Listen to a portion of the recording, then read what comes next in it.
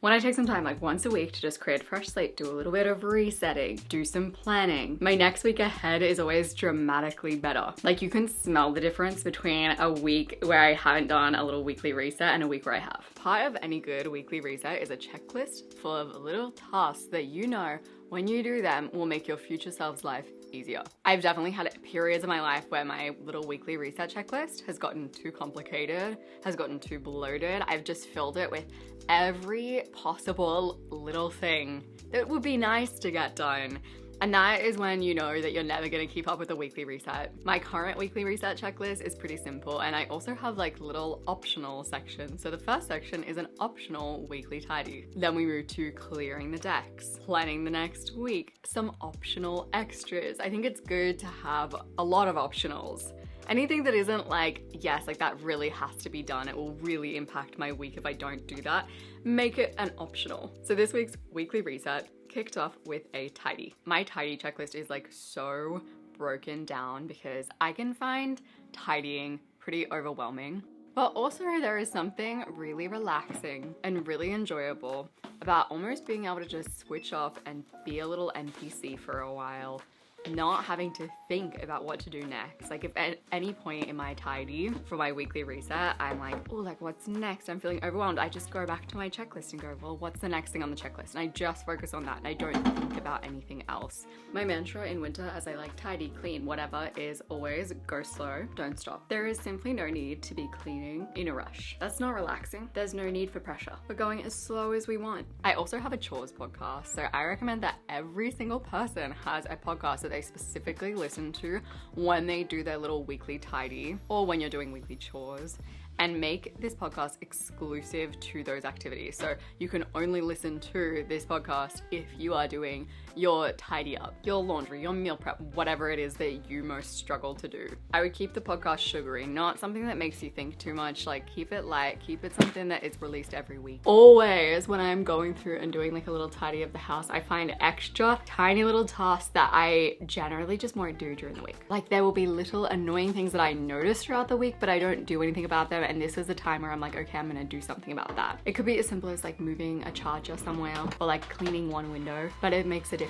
My house is tidy. I feel fresh. I feel clean slatey. Now I'm gonna empty my inbox. So lately, to help me with answering my inbox, I talk it out with ChatGPT. Not only do I feel like I can sort of bounce off myself, but if I wanna like draft an email, I can just talk it out and ask ChatGPT to turn it into an actual email that I can copy and paste. And sometimes emails just feel so overwhelming, and then once I start talking them out, I'm like, oh wait, this is actually really simple and easy to respond to. I simply needed to talk it out to work through it. I do a little declutter of my desktop and my downloads. Honestly, this is just kind of a feel-good task. Like it feels kind of like cleaning your desk. You're like, yes. I also do this for my task list. My thing is that to-do lists get stale, and they get stale really quickly. And I don't mean like literally stale, obviously, like they're stale in my mind. If a to-do list has been on my list for like 3+ days, it's kind of like meal prep that's been sitting in the fridge for 3+ days.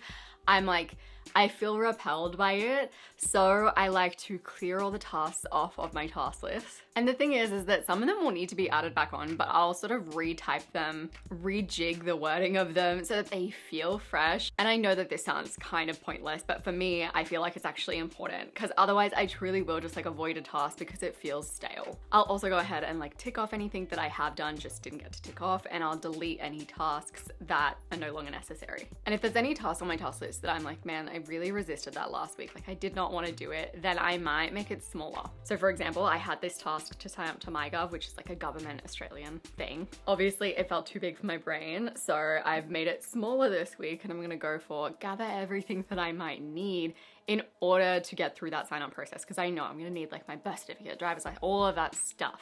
So every week I like to add at least 1 or 2 to-dos for every project that I have. I also add any content tasks to my master list, and any to-dos that I've kind of brain dumped throughout the week also go on my master list. And I've been resisting that task because that step hasn't felt very clear in my mind. I also will hop into my Google Calendar and I'll look 2 weeks in the future and 2 weeks into the past in my calendar, and I'll be like, okay, like what do I need to do? And that always will trigger some kind of to-do to put on my list. Like I'll see, oh, last week I had those plans with that friend and we talked about planning this other thing, I'll put that on my to-do list.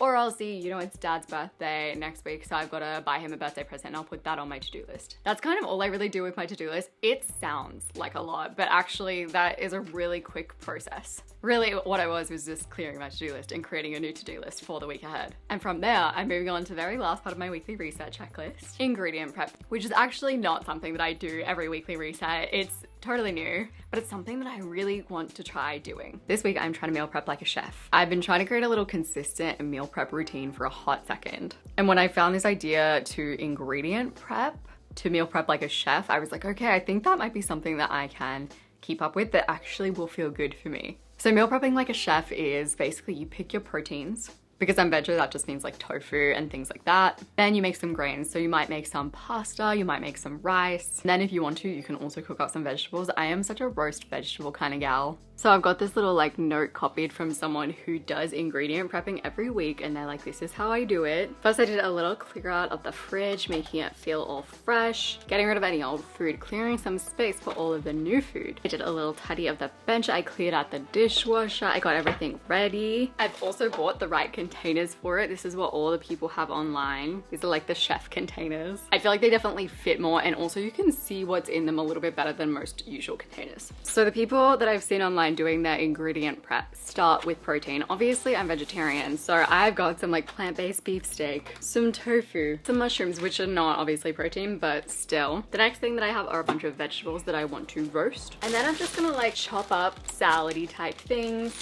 make some rice, make some pasta, but it's all gonna be kind of separate so I can put together a bunch of different meals. Okay, let's begin. I did a lot of chopping, I did a lot of roasting, I did a lot of cooking, and I ended up with a bunch of containers filled with ingredients that I can then throw together during the week to make little meals. I am actually recording this voiceover like a week after doing this, and I can confidently say I've eaten in a lot more just because of this ingredient prep, and I feel a lot less repelled by it than I usually do after meal prep has been sitting in my fridge for 3 days. I would say that doing my weekly reset and my ingredient prep in the same day is probably a little too much for me. Mind you, this was a day where I also filmed my weekly reset, which means that it takes like a lot longer, but I definitely want to keep at ingredient prepping. Like, it feels really good for me. If you liked this video, you might like my life admin day videos. They're basically videos where I just get things done, hopefully inspire you guys to get your own things done. I appreciate you so much, and I will see you soon.